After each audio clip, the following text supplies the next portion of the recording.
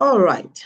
So looking at the key highlights, we can now be able to infer that the top performing query by clicks, okay, that means the one that has the query that has the highest clicks. That's what we mean by the top performing query by clicks. So for this particular case study, the Google Cloud Certification merchandise has the highest clicks with a strong click-through rate of 21.91%.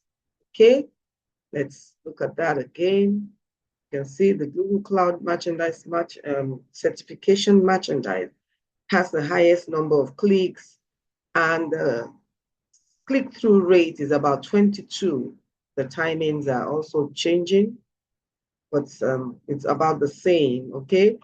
We can also say which other one has the highest click, organic Google search click. We also see this because it's actually listed in the highest, okay, from the highest to the lowest. So the Google Merchandise Store also has organic Google search click as 52 with the impression so high, 4,052. The click-through rate is 1.28%. And the organic Google search average position is 2.3. Okay, so we can have that for all the queries that people actually use to get to our site. Don't forget, these are the queries and these are their performances. Okay, let's go back and see the highlights there. So high impression but low click-through rates. That is a pointer, okay? It's like this one that has the very high impression, but the click-through rate is just 1.3%, indicating that users may not find the results relevant or attractive. So the topic looks good. That's what it means. Impression is it. Then when they, they don't really get to click on it. Why? Okay, so that's what we're going to be looking at. The users may not find the results relevant or attractive. Then the best ranking queries. We look at this. The Google Cloud Certification Packs web store and the Google Price Portal have average positions of 1, meaning that they constantly appear at the top. Okay, that again in our dashboard. We have this Google Cloud Certified Packs web store has an average position of 1. They constantly appear at the top. This is good. That's what that result is telling us about. But there are also other metrics that we're going to be working all together. Okay, this one too looks good. The merchandise, the certification merchandise, and the Packs web store, they are constantly appearing at the top. Okay, let's go back. Insight for students. A high click-through rate for Google Price Portal often signals that the title and description in the search results are relevant and engaging. So the title is one thing. The meta description is another thing, okay? I'm sure you are able to know where all of this show. Let me quickly take us to Google now and show you what we're talking about, okay? So this is a title here, and this is like the meta description. So sometimes you'll see a title that looks very good. Sometimes the meta description is not really what you're talking about. And that's why during our training, we emphasize on getting a very good title, a very good meta description. So I just wanted to remind you how that applies. So a high click-through rate signals that the title and description in the search results are relevant and engaging. A low click-through rate means, like we saw here, okay, we have very, very high impression, but low click-through rate means that users may not find the results relevant or attractive. So I hope you are getting how we come about all of that, the inferences we are looking at. So queries with high impressions but low click-through rates, okay, may need optimization in meta titles and descriptions to attract more clicks.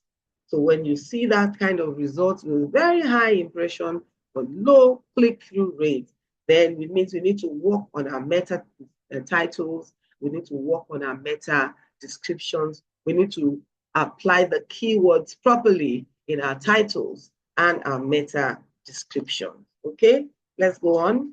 So if we want to maintain a top position of 1, that means maintaining that top position ensures that our pages or our blogs and all of that ensures a better visibility and increases the likelihood of clicks, because if our pages are being seen on the top position, of course, people will literally, automatically want to click on that.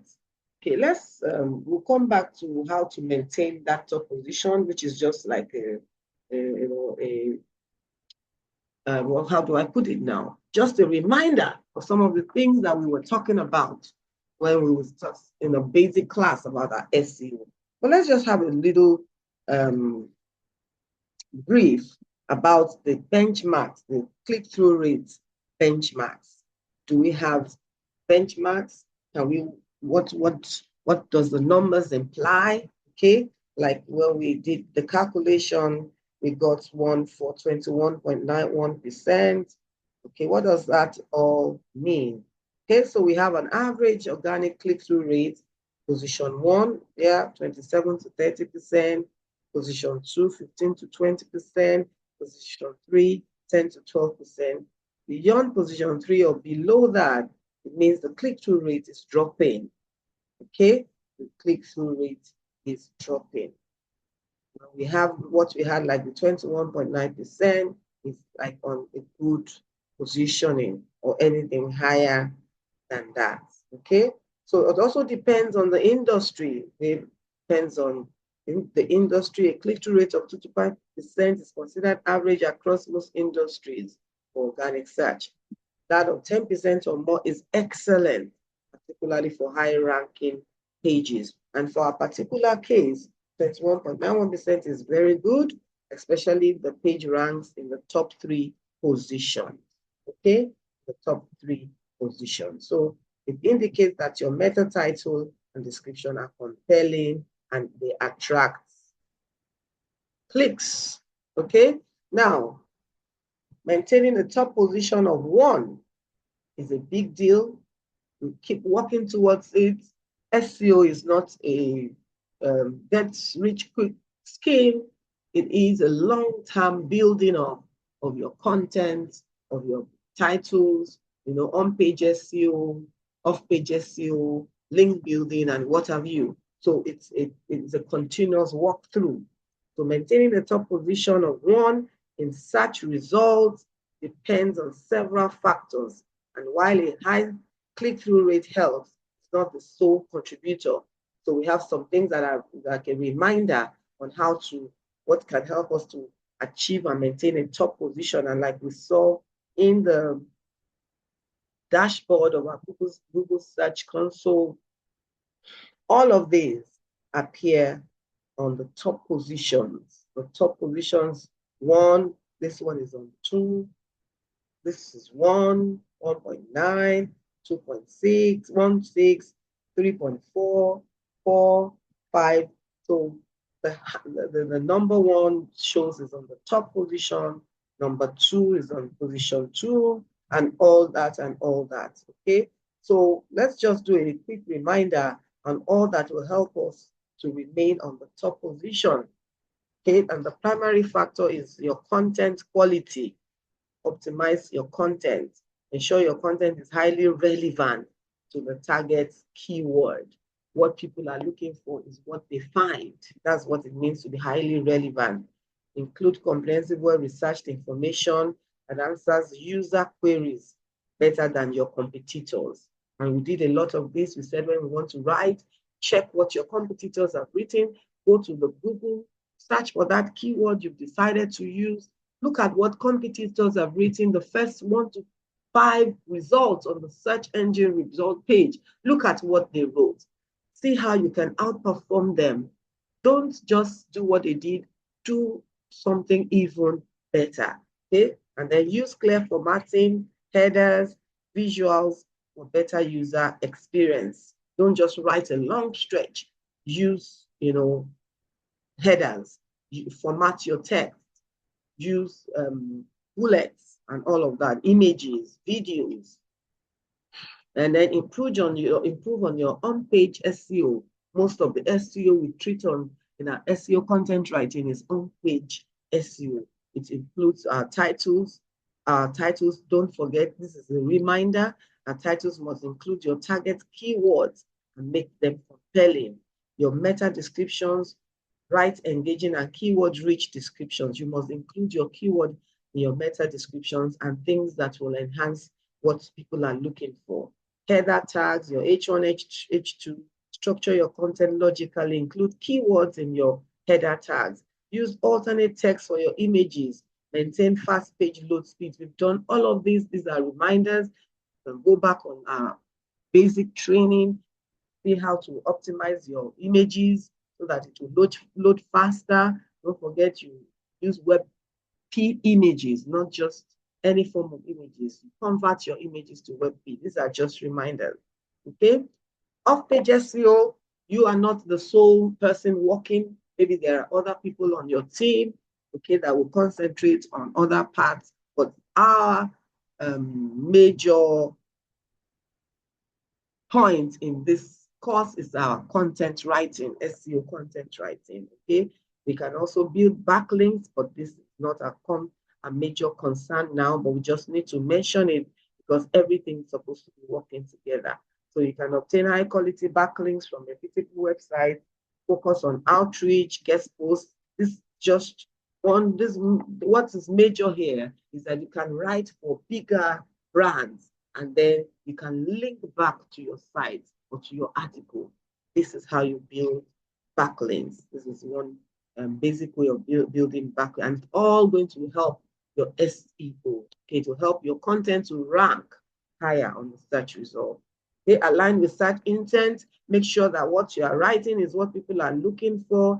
Are they looking for informational, transactional, navigational, or they actually want to buy? Make sure that what you are writing has to do with all to meet their real search intent. Analyze competitors in top positions to understand what they are doing well. Don't just write. Look at what people have done and outdo them. Okay, that's what analyzing competitors is all about. Don't forget our main keywords that we use are long tail keywords, and we've said so much of that in our basic training. So ranking for long tail keywords, low competition keyword is easier and often leads to higher click-through rates. For example, instead of SEO tips, target SEO tips for beginners 2025. That's a long tail keyword. SEO tips is just short tail keyword, which is 1 or 2. And most of the time, these keywords are difficult to rank, meaning people are already full of, bigger brands are taking all of that first page positions. So don't waste your time or energy trying to rank high short tail keywords.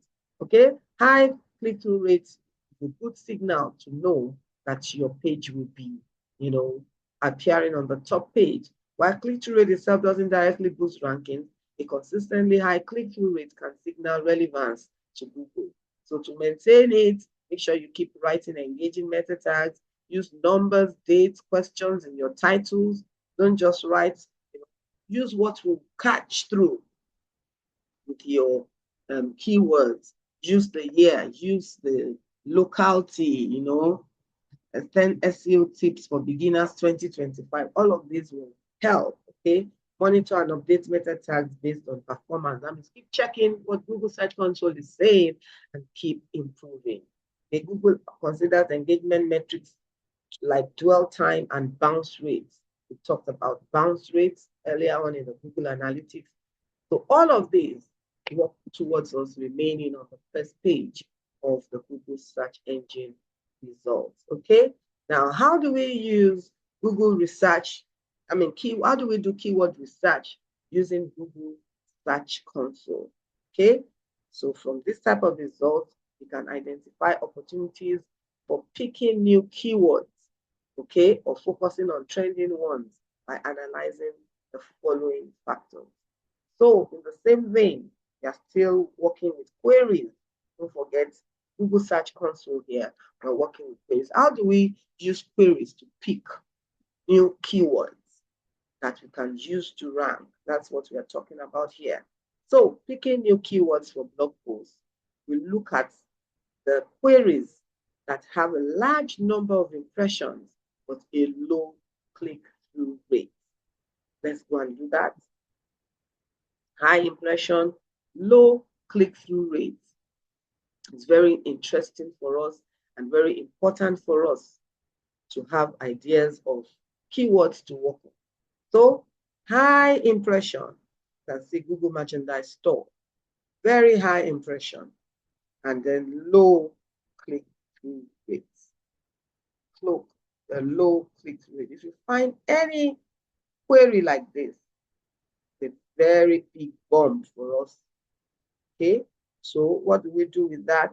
We create new, highly targeted blog posts addressing these queries with better titles, better meta descriptions, and focused content.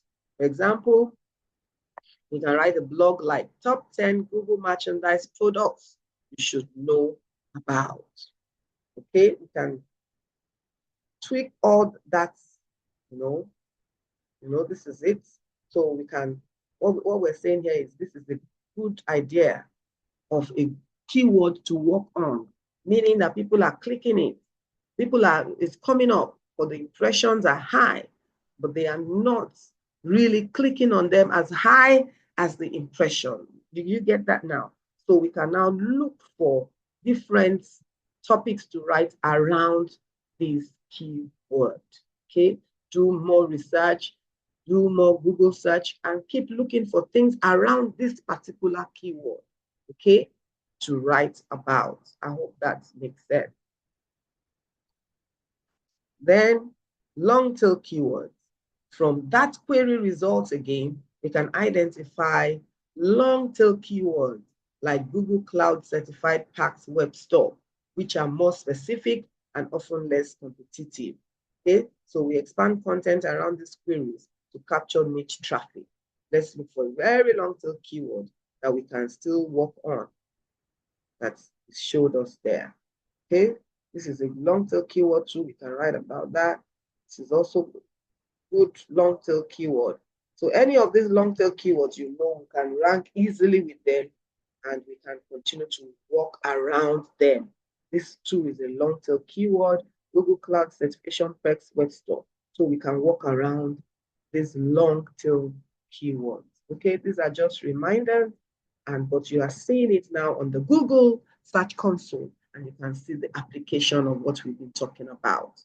All right, high click-through rate queries with room for growth. So like we said, the query like Google Cloud Certification Merchandise, which is the number one, has a high click-through rate, but fewer impressions. We focus on creating additional content to rank for similar terms. Okay, to rank for similar terms. So action here, research related keywords using tools like Google Keyword Planner, SEMrush, and create supportive articles. Okay, create supportive articles. So there is a particular keyword, but you can write supportive articles around it, knowing that it is high click-through people. That means there's room for growth. All right. Then keyword clusters. I'll do a little brief later on keyword clusters. Okay, so group related queries, e.g. Google Cloud Certification Packs, Google Cloud Certification Merchandise, all of them, group them together, build pillar content, and link supporting blog posts internally to improve overall rankings for those topics. So You have a pillar content, and then you link other topics to it that are related. Okay, so in your blog post, if there's a particular topic that is the key, then in your related post, you'll be linking to some of those related topics. That's just what it's talking about. All right, so concentrating on trending keywords, monitor click trends over time.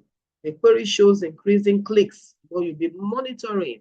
If it shows that people are clicking higher and higher, then indicates growing interest.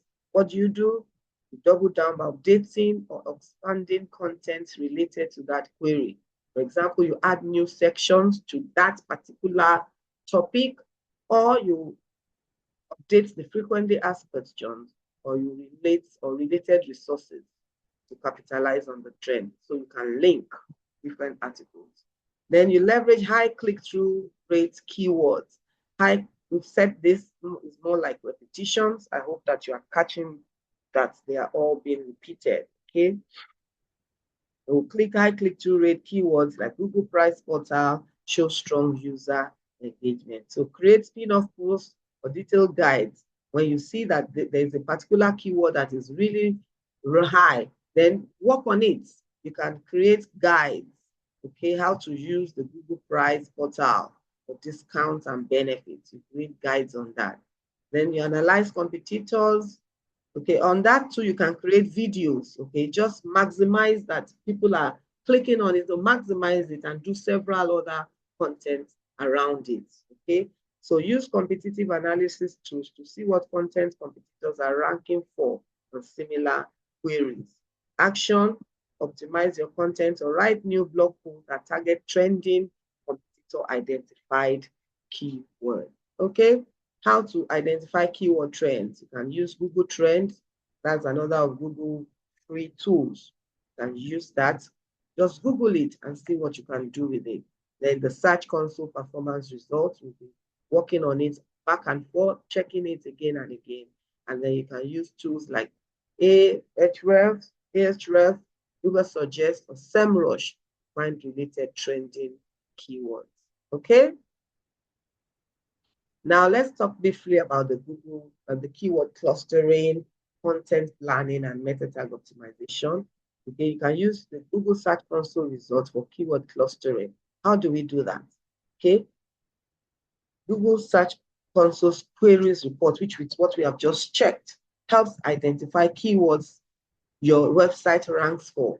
So instead of targeting single keywords, use keyword clustering groups, similar search queries. Okay, you group similar search queries to improve content relevance. We have done that. I just want to bring out how we can use the keyword clustering. So how do we use it? When you go from where we are coming from, okay, we identify closely related keywords that users are searching for. What do we now do? We group these keywords based on the search intent, okay, informational or transactional. So use the keyword clusters to create comprehensive content that covers multiple related search terms. So example, if users search for best SEO tools, free SEO tools, top SEO tools for beginners, instead of writing multiple articles, create one detailed guide that include all these terms. I hope you get it now. You see that they are searching for things that are the same. Then create one detailed guide that includes all of this. So you would have a good mention of all of this in one article.